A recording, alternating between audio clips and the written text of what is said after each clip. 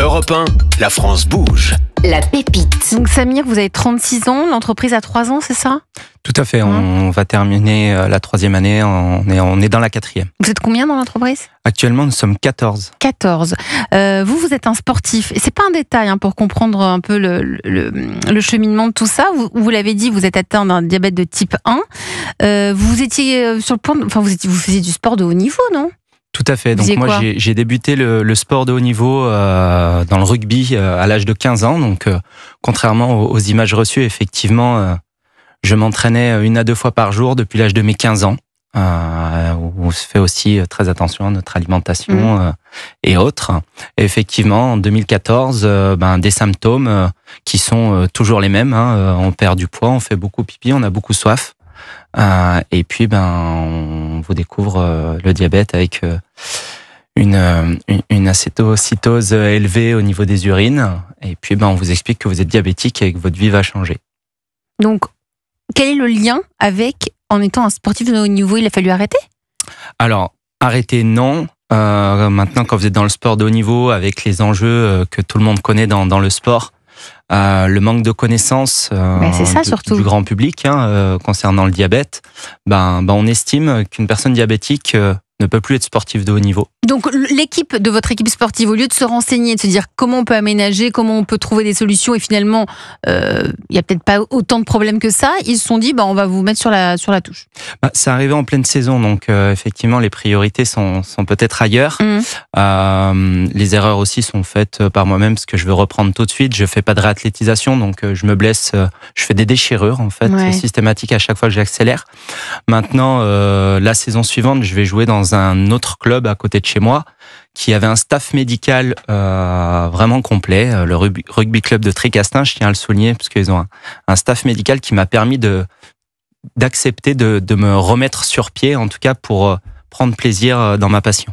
Donc c'est là, oui, Benjamin. Alors c'est dans le sport, mais c'est aussi dans certains métiers. Il y a des métiers qui sont incompatibles avec le diabète. C'est par exemple le cas des personnels des armées, de la gendarmerie, et puis aussi le personnel navigant du transport aérien. Ah ouais. Donc on n'imagine pas, il y a des maladies qui empêchent, qui entravent certaines carrières. C'est là, Samir Thévenot, que vous décidez de développer, de créer un patch de maintien pour les capteurs. Vous vous êtes dit finalement, je vais faire de ma maladie une force. Je vais créer quelque chose. Ouais, alors pour rebondir effectivement sur le précédent témoignage, moi au bout de 2 ans, je veux plus me piquer le doigt, donc je le fais au feeling. C'est ce qui se passe quand on veut plus prendre sa glycémie. On ressent que si on est en hyperglycémie, on va beaucoup aux toilettes, on a soif. Si on est en hypoglycémie, on n'est vraiment pas bien. On peut comparer ça à une voiture qui n'a plus d'essence. Donc quand je dis on le fait au feeling, on le fait au ressenti. De votre ressenti, d'accord. Tout à fait. De là arrivent les capteurs de glycémie. Donc comme elle le disait, une réelle révolution technologique qui nous change notre quotidien. Au-delà de nous donner l'information en temps réel, c'est qu'elle nous donne l'information en constamment. Donc ça change beaucoup sur l'anticipation et l'avantage de cela, c'est que vous pouvez en tout cas anticiper une éventuelle hypoglycémie, hyperglycémie. Ces capteurs, quand ils arrivent en France, ils ne sont pas remboursés. Ça a une durée de vie de 14 jours et ça coûte 60 € unitaire. Ah oui. Donc je fais le choix de les utiliser, sauf que je perds mon premier capteur au bout de 3 jours lors d'un entraînement de rugby. Alors, je l'ai mis un petit peu à mal. Et là, je me suis dit, effectivement, il faut trouver une solution. Donc au début, je me suis strappé le bras, sauf que strapper le bras 2 fois par jour pour s'entraîner, c'est pas agréable. Et je suis parti dans l'idée de trouver une solution, mais uniquement pour moi. À aucun moment, j'ai pensé développer cette solution à plus grande échelle.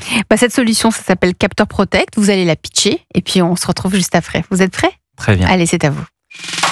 Donc je suis Samir Thévenot, j'ai 36 ans, diabétique de type 1 depuis 10 ans. J'ai fondé Capteur Protect en 2021, donc suite à un besoin qui est né en 2017, avec l'arrivée des capteurs et lorsque j'ai perdu mon premier capteur au bout de 3 jours. J'ai décidé donc de développer pour mon usage personnel au départ un patch adhésif qui soit de qualité, qui permette d'allier confort de port, discrétion, performance de tenue tout en respectant la peau, puisque mettre un adhésif 14 jours, c'est pas anodin. Et surtout qui puisse permettre pour un enfant de s'amuser dans la cour, mais aussi pour un sportif, que ce soit aquatique, sport de contact, de pouvoir profiter de la vie comme tout le monde peut le faire. Et puis une rencontre avec un endocrinologue reconnu en France du côté de Montpellier qui était surpris de ma solution me propose de le développer et puis de m'ouvrir son service. Il me dit je m'en occupe pas mais je t'ouvre mon service et développe ton produit. Mais surtout n'oublie pas d'être dispositif médical. Donc après 4 ans, donc un peu plus de 3 ans, on a lancé Capteur Protect présent dans 2/3 des pharmacies françaises. Merci pour votre pitch, Samir Thévenot, fondateur de Capteur Protect. Vous connaissez Capteur Protect, Eric Huneker? Absolument, on travaille avec ensemble. Oui et non. Vous n'êtes pas concurrents? On n'est pas concurrents. Ah ouais. Par contre, nous, on a des partenaires avec qui on travaille, des fabricants de pompes ou les fabricants de capteurs, qui sont les clients de Samir. D'accord. Et donc, en fait, on interagit sur à la fois les salons, mais également en dehors, sur 2-3 échanges. On n'est pas concurrents, mais on se connaît depuis 2 ans, je pense. Là aussi, Capteur Protect 100% française, puisque tout est fabriqué dans la Drôme. Tout à fait. Les matériaux jusqu'au packaging proviennent de Rhône-Alpes. Tout à fait. Donc, le seul produit, on va dire, ou matériaux utilisés qui ne vient pas de France, vient d'Europe, c'est la colle, puisqu'on l'a développé avec un laboratoire européen. Mais effectivement, l'intégralité de nos partenaires sont en Rhône-Alpes. Vous avez lancé cette entreprise au début avec vos fonds propres, ensuite aide au financement, vous êtes allé voir du côté des banques, notamment de la BPI. Si vous êtes parmi nous ce soir sur Europe 1, c'est aussi parce que vous avez des besoins. Vous avez pas, il n'y a pas encore eu d'investisseurs, je crois, dans l'entreprise. Non, donc nous n'avons pas encore activé cette étape-là. Puisque comme je vous l'ai dit encore une fois, donc on n'avait pas prévu d'avoir cette ampleur puisqu'on est présent donc dans un peu plus de 12 000 pharmacies en France, chez tous les grossistes qui leur permettent. Ça a été une surprise ? 100% disponible. Alors ouais, la surprise, c'est notre premier client. C'était un groupement de 400 pharmacies. Ah ouais. Ouais, on a quand même subi 2 ruptures de stock lors de nos 8 premiers mois d'activité.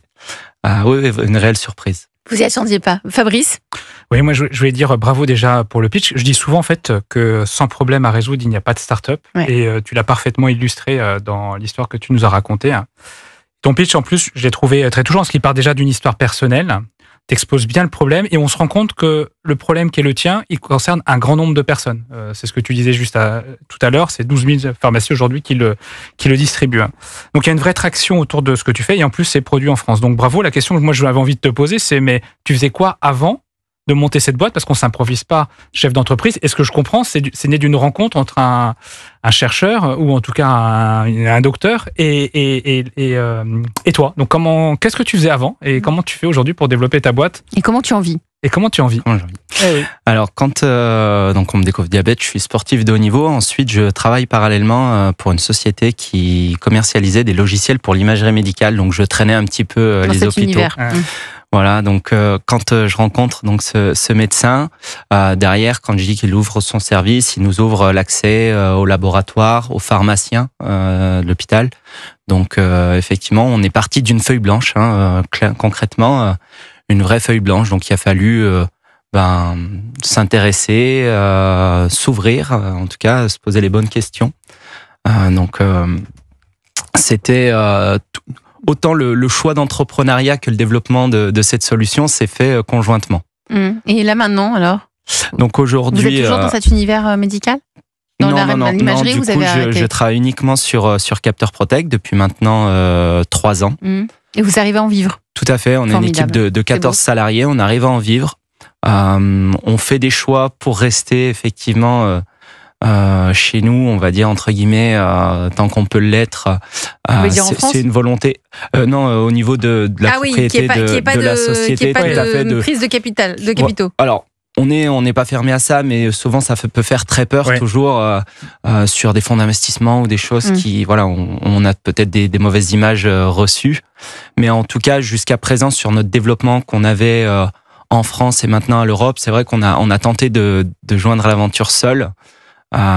Mais effectivement, ce choix-là fait qu'on limite effectivement les dépenses. Tu disais le capteur, c'était 60 €. Ça coûte combien un patch ? Alors, un patch, on est autour de 2,50 €, donc c'est des boîtes de 4, c'est 10 € pour 2 mois d'usage. Ça vaut le coup d'investir en tout cas. dans un patch pour pas perdre son capteur à 60 €, c'est très clair.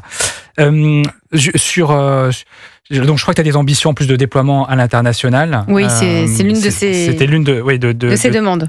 Et déjà pour t'accompagner, alors je pense que tu as déjà rencontré BPI, mais en tout cas ils ont des aides d'accompagnement à l'export notamment, et donc ça s'appelle l'ADE, aide au développement à l'export. Je t'invite vraiment à les consulter pour pouvoir bénéficier en tout cas de subventions qui vont te permettre de couvrir tout ou partie de tes frais.